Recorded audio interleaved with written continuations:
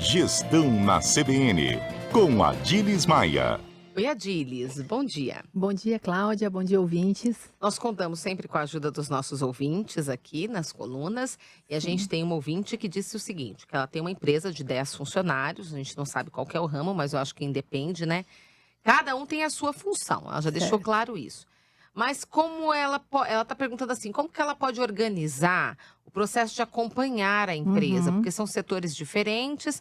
Como ela pode reservar dias para vistoriar cada setor, né? Ela falou que se sente perdida às vezes, porque as demandas vão chegando todos os dias, toda hora, e acho que ela não consegue muito trabalhar e fazer a função dela, sabe, Adilis? A coisa não para. É o tempo todo. Então, talvez se ela organizar e cada setor chega numa demanda num dia. Como que ela pode fazer isso? Tá.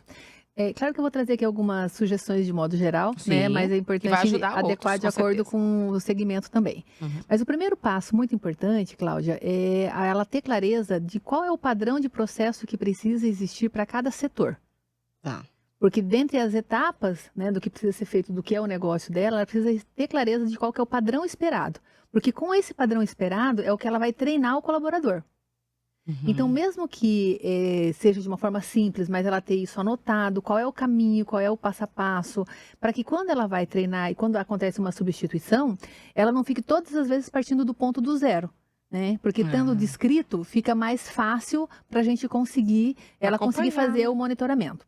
Um outro ponto importante é ela conseguir fazer umas reuniões breves com a equipe como um todo para falar das demandas que estão entrando. Então, todo dia? Depende do segmento, tá? Tem segmento que você pode fazer reuniões diárias, tem segmento que você pode fazer uma vez por semana, ou 2 ou 3 vezes por semana. Ela vai precisar entender de acordo com o fluxo de demanda e de dúvidas que eventualmente a equipe tem.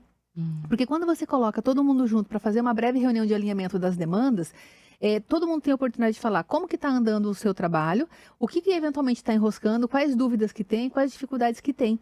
Porque às vezes está esperando também a resposta de uma outra área. Então ela otimiza o tempo dela de gestão quando ela faz dessa forma. Porque aí ali no todo, estou esperando o orçamento que o fulano ficou de me mandar, mas ele ainda não me mandou. O fulano já está ali. Então falou, não, eu já vou te mandar hoje até meio-dia, até o final da tarde. Então a gente consegue ter um olhar 360 graus em cima daquilo que está eventualmente já acontecendo de demandas ali. E aí não fica todo mundo chegando toda hora. E essa demanda toda hora para ela. Exatamente, porque daí ela otimiza o tempo e desenvolve a percepção na equipe como um todo do que é o todo do processo deles realmente. Então esse é um ponto bem importante. Porque um depende do outro, muitas vezes, né? Um depende do outro. Os setores, né, são interrelacionados, né? Uma outra dica que eu daria é ela entender assim, sempre tem um colaborador que tem mais dificuldade e outro que tem mais facilidade. Aquele que tem mais dificuldade, ela fazer um monitoramento mais próximo para evitar que as coisas saiam errado e intensificar um pouco mais o treinamento. Talvez dedicar um pouco mais de tempo com este profissional para que ele possa compreender como que é o processo, qual que é a importância, qual que é o padrão, o que ele precisa entregar. Então, essa é uma parte de tempo investida em treinamento, né?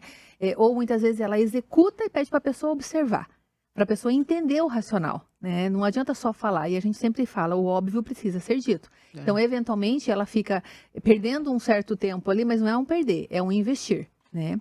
E o último ponto que eu diria é a importância da definição do papel dela mesma. Porque o que acontece com uma pequena empresa, com um pequeno empresário? Ele chuta, cabeceia, faz todas as funções. E quando ele entra no operacional... E às vezes não faz a dele. E a dele que é estratégica não faz. Então, essa é a recomendação. Então, dentro do tempo da semana, ela tem que seja, sei lá, 2 horas ou meio-dia, que seja, eu vou olhar nesse meio-dia, eu vou olhar para as questões da estratégia do meu negócio, nesse outro meio-dia eu vou olhar para a minha gestão comercial, eu vou olhar para a minha gestão administrativa financeira, vou olhar para a minha gestão operacional. Então... agora, se ela estiver operacionalizando uma das áreas, dificilmente ela vai conseguir fazer isso.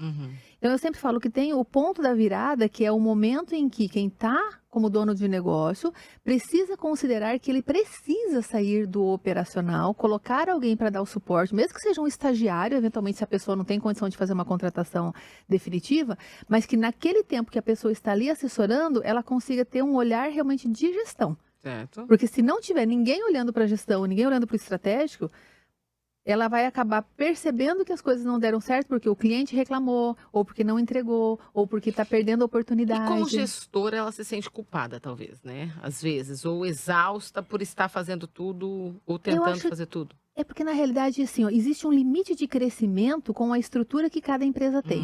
E é isso que é difícil, às vezes, para o empresário perceber, porque é aquela história do cobertor curto. É pouca demanda para contratar um novo colaborador e se contratar vai ficar caro porque e se não contratar, tá faltando gente para executar. Então, esse é o ponto de compreensão que daí ela no dia a dia olhar e entender. Assim, às vezes vai ter que fazer uma aposta de investimento numa pessoa a mais que tenha as competências necessárias para dar o suporte no operacional. E ela, com a vivência que tem, fazer essa gestão 360 graus. Circular entre todas as áreas e entender se todo mundo está realmente seguindo o padrão que está estabelecido. Então, não tem milagre. Tem um determinado ponto que você efetivamente precisa contratar mais alguém para poder te dar o suporte necessário. Tá certo. Muito obrigada, Dilis, e até o próximo CBN Gestão. Valeu, sucesso a todos.